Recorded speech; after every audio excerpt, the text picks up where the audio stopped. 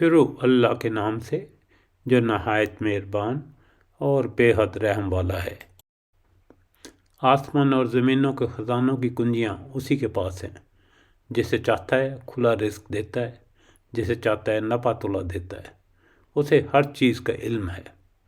اس نے تمہارے لیے دین کا وہی طریقہ مقرر کیا ہے جس کا حکم اس نے نوح علیہ السلام کو دیا تھا، اور جسے اے محمد صلی اللہ علیہ وسلم اب تمہاری طرف ہم نے وحی کے ذریعے سے بھیجا ہے، اور جس کی ہدایت ہم نے ابراہیم علیہ السلام، موسیٰ علیہ السلام اور عیسیٰ علیہ السلام کو دے چکے ہیں، اس تاکید کے ساتھ کہ اس دین کو قائم کرو اور اس میں متفرق نہ ہو جاؤ۔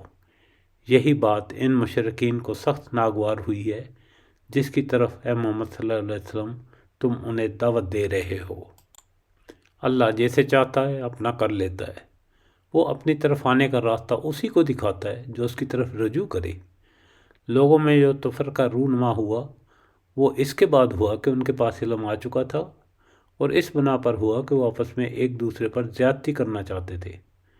اگر تیرا رب پہلے ہی یہ نہ فرما چکا ہوتا کہ ایک وقت مقرر تک فیصلہ ملتوی رکھا جائے گا تو ان کا قضیہ چکا دیا گیا ہوتا۔ اور حقیقت یہ ہے کہ اگلوں کے بعد جو لوگ کتاب کے وارث بنائے گئے وہ اس کی طرف سے بڑے اضطراب انگیز شک میں پڑے ہوئے ہیں۔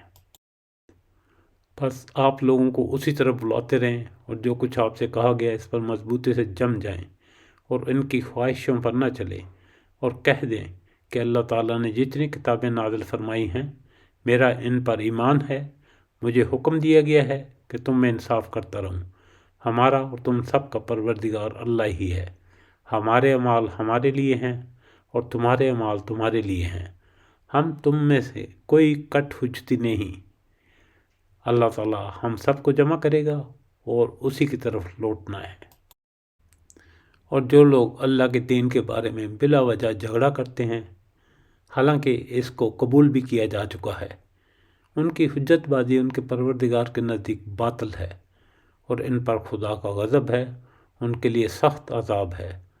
اللہ وہ ہے جس نے کتاب کو حق کے ساتھ نازل کیا ہے اور میزان کو بھی، اور تمہیں کیا خبر شاید قیامت قریب ہی ہو۔